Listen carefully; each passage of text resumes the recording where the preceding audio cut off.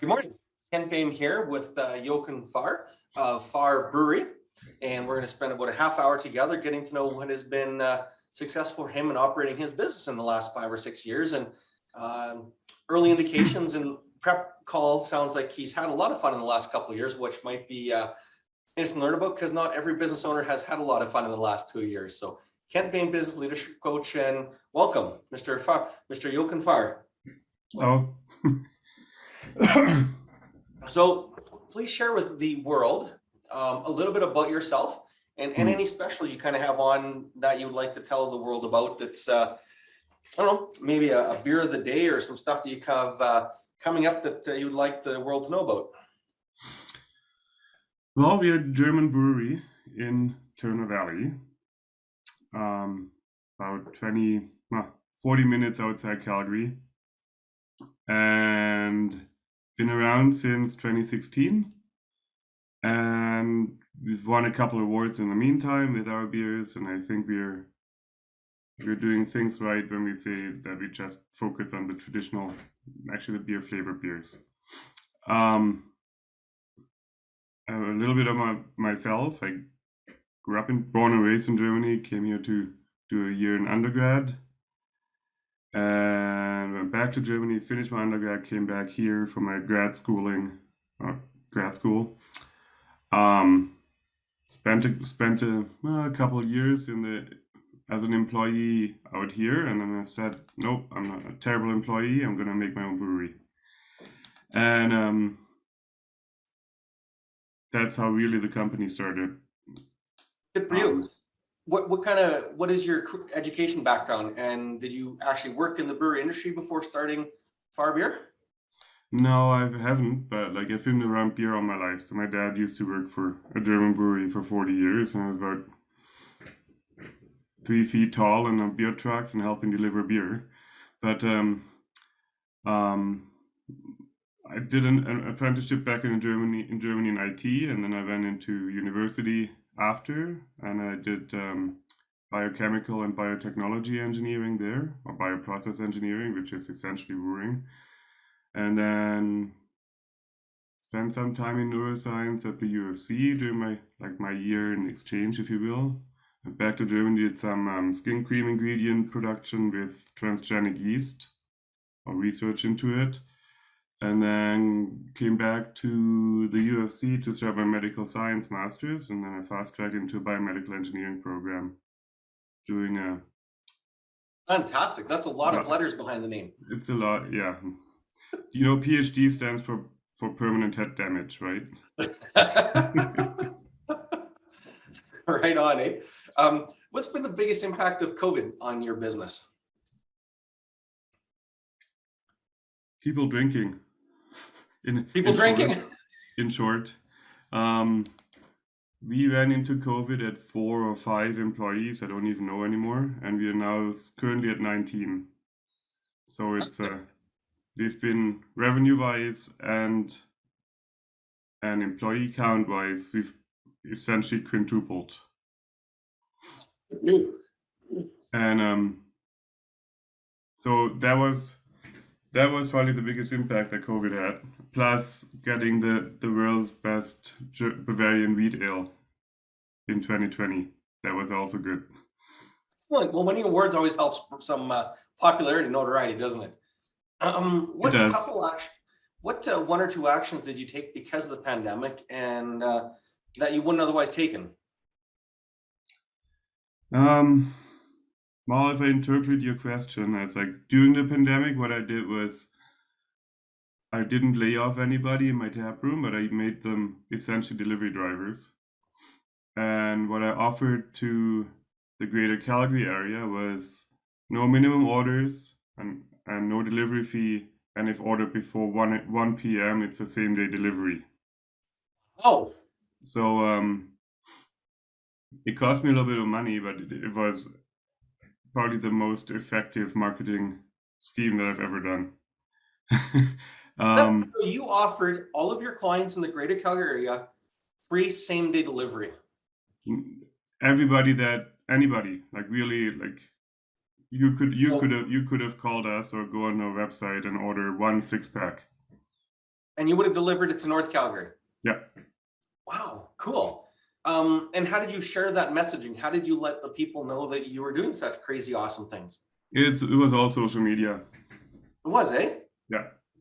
And what it allowed me to do is allowed me to make use of my taproom staff that I had, because taproom was closed, of course, right? Yeah. They got some hours in, they got a little bit of mileage money as well. And then I was doing deliveries as well at the time. And I have a deckled car.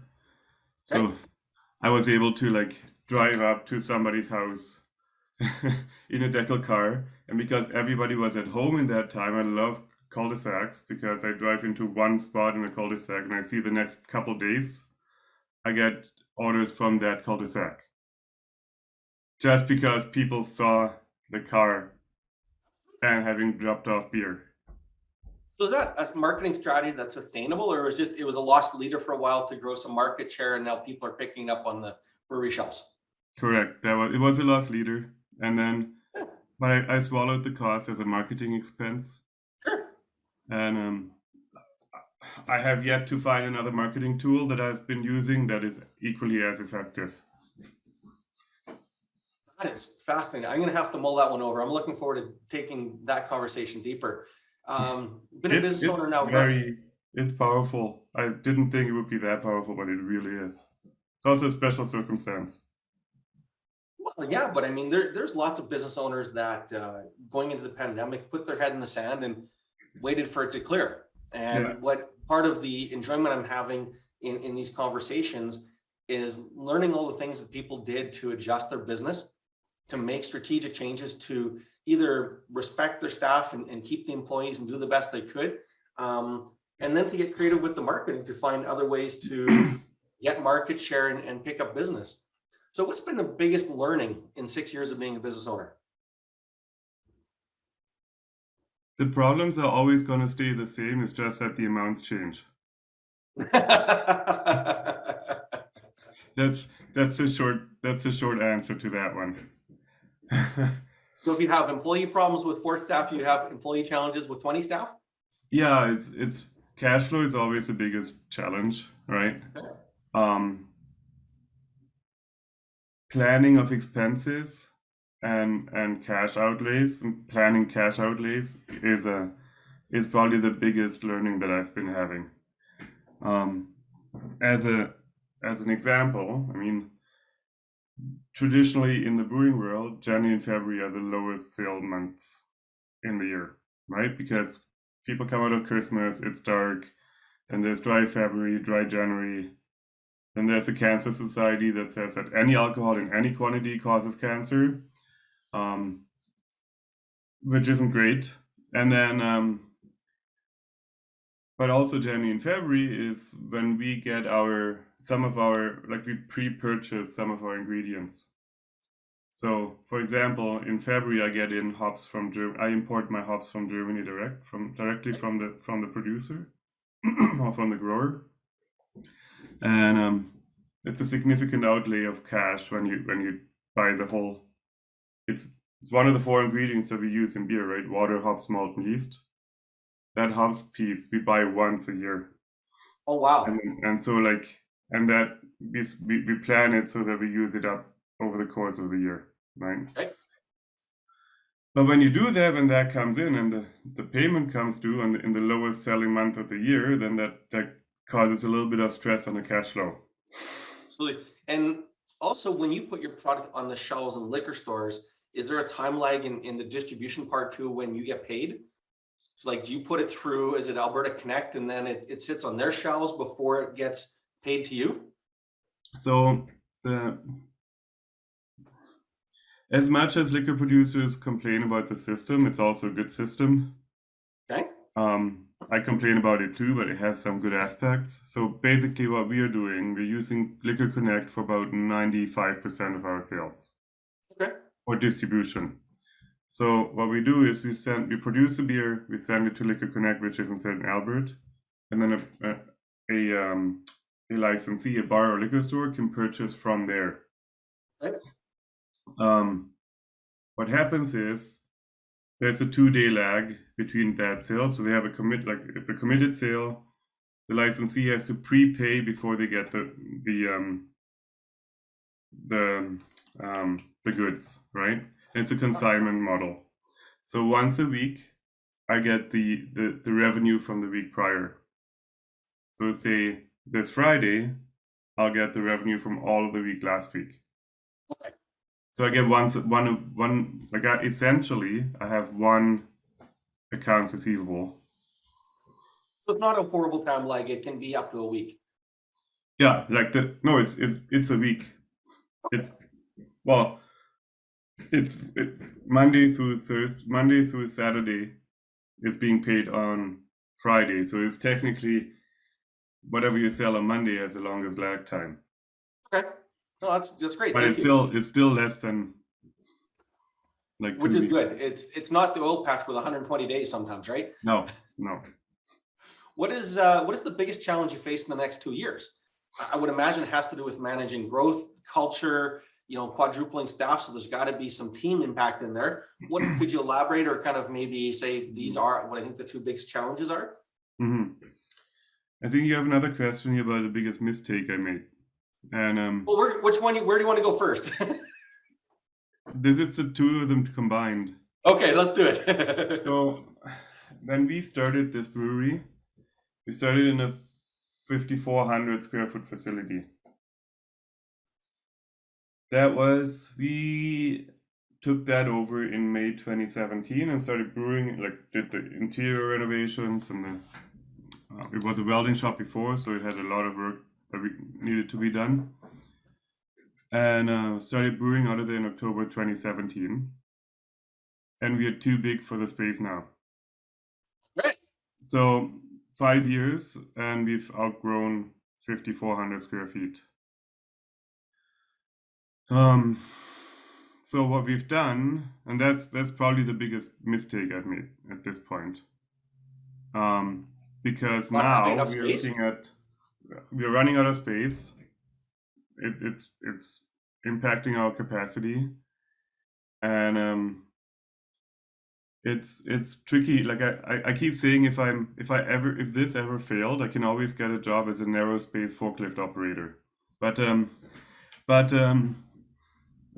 So what we then did, so space is a challenge, cash flow is a challenge, right? So those are the two biggest challenges that we have at this point. So one of the solutions that we had to that is we actually we bought a patch of land from Turner Valley, from the town itself. 5 acres. It's currently in conditional sales status. And we hopefully by the end of the year, start building our own new facility. Fantastic. How big is this one going to be? 25,000 square feet. Holy cow. Good for Yeah, you. and with the goal of being carbon negative as a brewery. Like once it's operational, that we're carbon negative. And we have a real weight to it. It's just, again, when I look at cash flow, there's gonna be it's a multi-million-dollar mortgage on a fairly new business. It's a little nerve-wracking. Yeah, absolutely. But as But they otherwise, it'd be say in my boring. business, if you're not a little nervous, it's probably easy and you're probably doing it wrong. So nervous is not bad. Keeps us honest. And then it's time to move on from there. Fantastic. What is one piece of advice you would share about growing or scaling a business to the entrepreneurs watching the video at home and wanting to learn something? It's always tricky to balance growth and scale your business. We've exploded in 2020. We increased 2.5 times. In 2021, we doubled. Right. And looking back, and it's Captain Hindsight, 2 years is not a trend. So like people come out of a pandemic where they've been heavily drinking because we're sitting at home, and you see the pendulum swing in the other direction, and people stop drinking for a while, and if you're not prepared for those swings, then again you can run into cash flow problems, right? So while you have to be prepare for continuation of growth, there's also has to be a contingency of like what happens if that trend collapses, right? And this is probably one of the biggest lessons I learned. So do you think the overall industry grew in the last 2 years? Alcohol consumption grew, and did your share, I guess asked another way too, is did you keep up with the growth of the industry, or were you able to grow by stealing some market share from the big guys? Yes, I was. Okay. But then what happens is in January and February, and I talked to my industry peers and I talked to bigger liquor store chains as well. And the feedback is, especially the bigger guys, they're down double digits right now in percentage. Yeah, like January and February was the worst like the worst 2 months in the last 10 years, which is, Alcohol sales. yeah. That is fascinating. It really Huh. is, and it really shows how people were embracing the non like the dry January, dry February. It was combined with cold weather and restrictions still up. Um, I've seen a big shift in my revenue, like from between September and October. So like the end of September, the new set of restrictions came in. We had a record-breaking September, and then since October, it just dropped, and it kind of like stayed depressed, and it's slowly starting to come around again as patio season starts, right? Yep. And it's an interest, like this industry is interesting because it's very cyclical. You can see January, February, March are usually depressed, and then April, May is a steep incline, and then you have a generally good June, July. August generally drops because people go on vacation.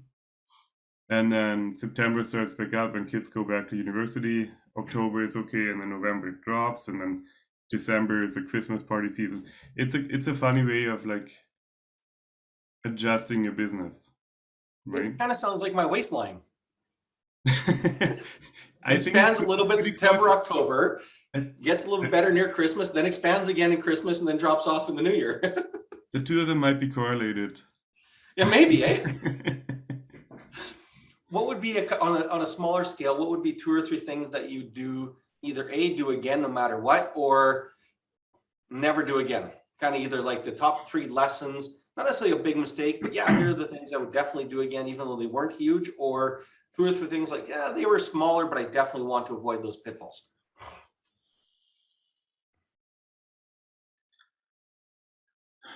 What I would do again is starting a business for the future. So build it larger than you need at the time of your business start.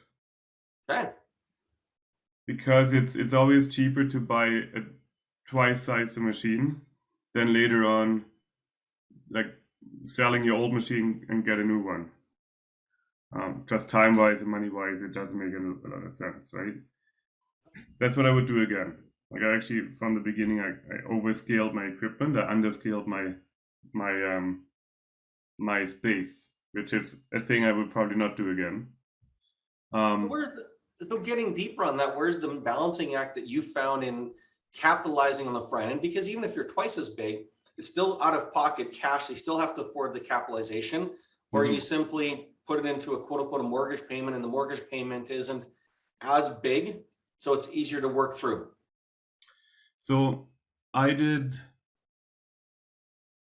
a blended raise of funds essentially. So what I did was it was a combination of a Canadian small business financing loan and fundraising through shareholders. Okay. And then the shareholders, I had a convertible debenture essentially, which would allow me to either fully capitalize the debt from the shareholders, Yep. and then turn it into shares if they wanted to at a pre-specified share price, or if my cash flow would recover or like increase faster than the plan, I could buy them out. right? Essentially by buying the convertible part of their shareholding. It's a good and bad situation.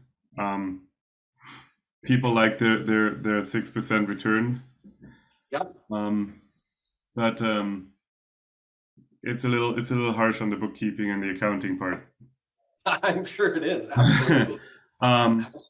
But essentially, I guess that's part of the manufacturing world, if you will. Like when we're asking about, okay, where's the balance, right?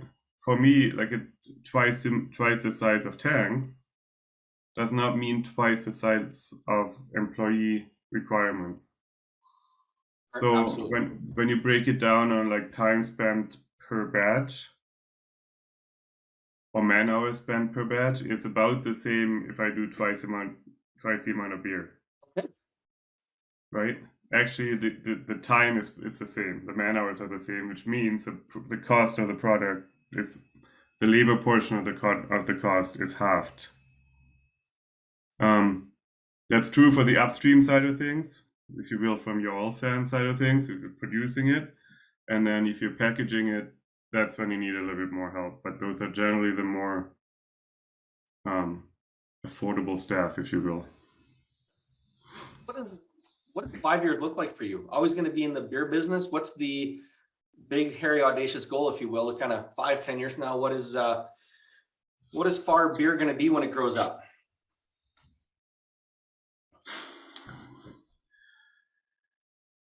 We are laying currently the ground, like the foundation for our 5-year plan. Part of it is more expanded distribution. Right, we're looking at Western Canada and the States, maybe not so much Eastern Canada, but then we're going to give New Belgium a real run for their money when it comes to sustainability. So it's supposed to be a very sustainable brewery. We're doing regular donations to local causes, for example, the Boys and Girls Club, or like there was a skate park that they were building. And for me, it's important to be, because I have a big footprint in a very small town. I want, like, as a brewery, we want to be a good corporate citizen inside the community, right? So we are trying to give back where we can, if we can, and what we can. In fact, we've started discussions with the town council, because at a 25,000 square foot facility, you have about 20,000 square feet worth of solar panels. We could potentially power a very, very high amount of the Turner Valley residents. So that's Fantastic. part of the idea where we say, okay, like if we have to tear up a piece of ground, we might as well make use of the footprint that we have, right? So part of it is make excellent beer as we're doing already, make it even more consistent as we are already, but make it even more sustainable than we are already as well. And to do that, we are looking at reclaiming essentially every single waste product that we have in the brewery and turning it into either a product or remediation product. What's a good example of a waste product that you would have that you're working on or focusing on? So, for example, we'll separate our domestic waste from the brewery waste water, right? So everybody has toilets in their washrooms in their facilities, right? That's a separate waste stream. Yep. But then we have, like, a brewery uses a lot of water and has a lot of organics in their wastewater, in their effluent. We are about to sign an LOI with a local biogas plant to provide them with our liquid effluent from the brewery, which has a number of impacts. Like, we are not causing pressure on the sewer treatment plant for high BOD. But at the same time, the biogas plant is a highly water intensive process as well. But what they do is if they take our brewery effluent, they can use the organics that are in there as a feedstock for their biogas production. And because it's a very dilute organic, they can use the water as a diluent in their process, which means they don't have to take up fresh water from the town or from the river or from a well or from somewhere else, which makes their operation more sustainable as well. They can also take our solid waste right now, so our when we dump the yeast from a fermenter and we the spent grain, that all is a feedstock for a biogas plant.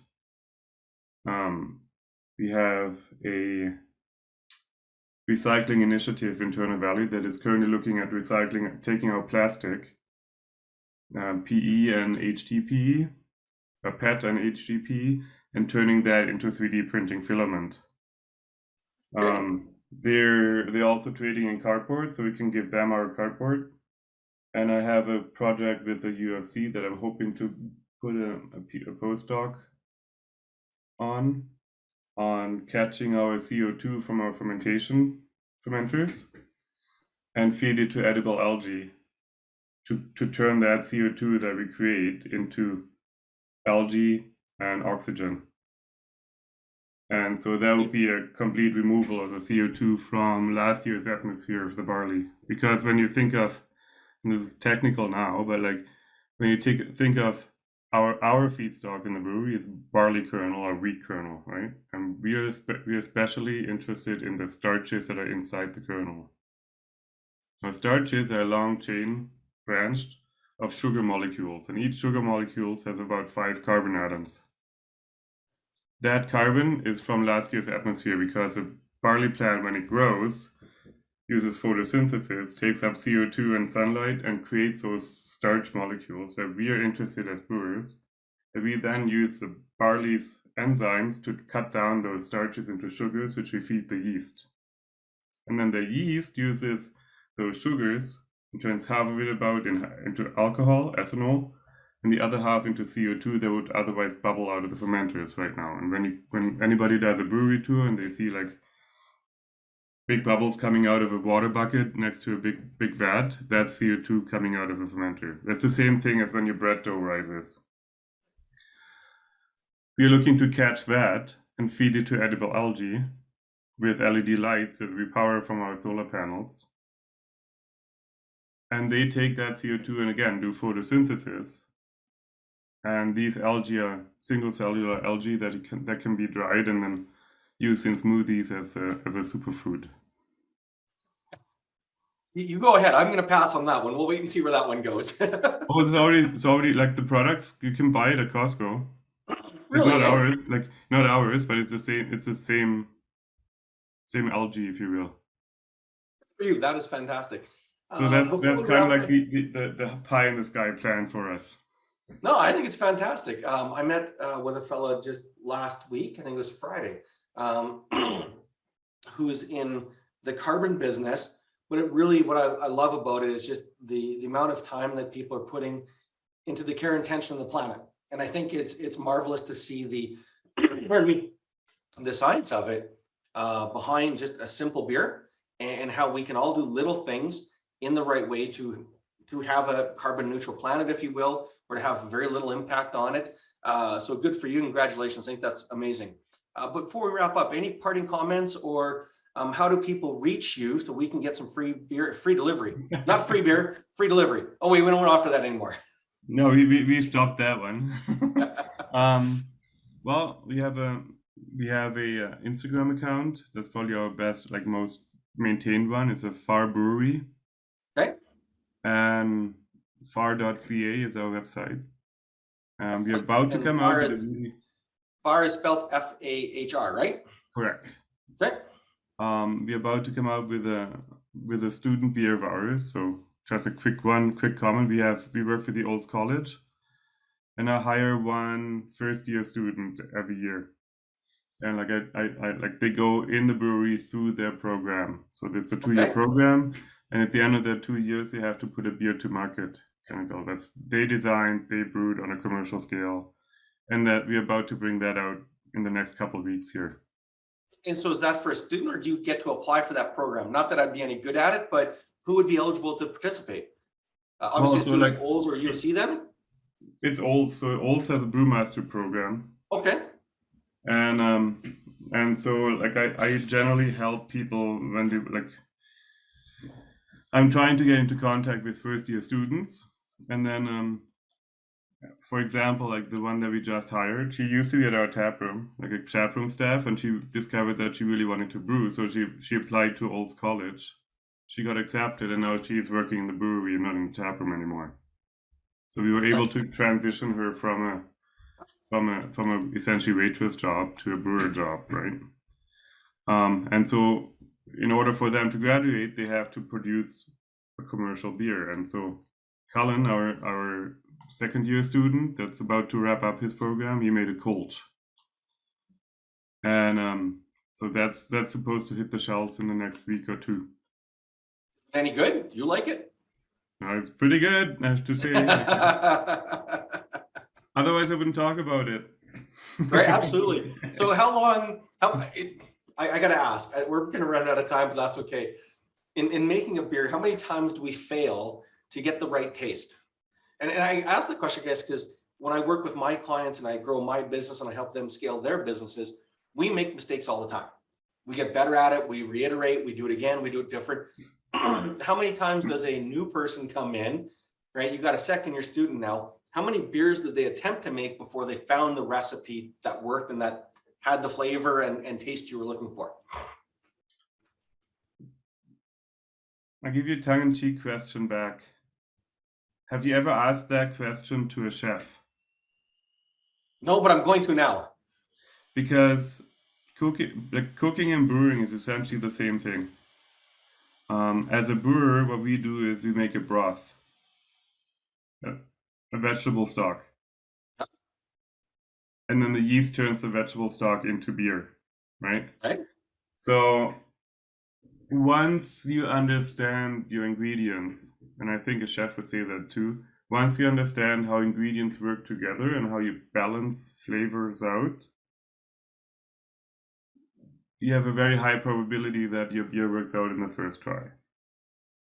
Having that said, right, like once you have the recipe, making a beer and following the steps isn't too overly complicated. But having that said, our Hefe, our wheat ale that went made best in the world, before I started the brewery, I brewed the same recipe for about 5 or 6 years. Right. That was my grinding of my teeth and like sharpening my fangs, if you will, to like how to like develop recipes and what works with what, because there's 50 different malts available or more, way more, 100, 150, 200, I don't know how many hops varieties, 50 different yeast varieties on all your water profiles. It's the combinations are endless. And so what then the way to get around is to really understand what does an ingredient actually do. And how do you treat it to give you the perfect outcome, right? And I feel like that's also mainly the difference between European and North American brewing, but that's a little off topic. But essentially for brewing, what's really important is your technique and understanding your ingredients, right? It's exactly the same as cooking. Fantastic. Cool. Well, with that, we'll sign off. Again, thank you very much for your time, and we will recap this real soon. Okay, perfect. Thank you.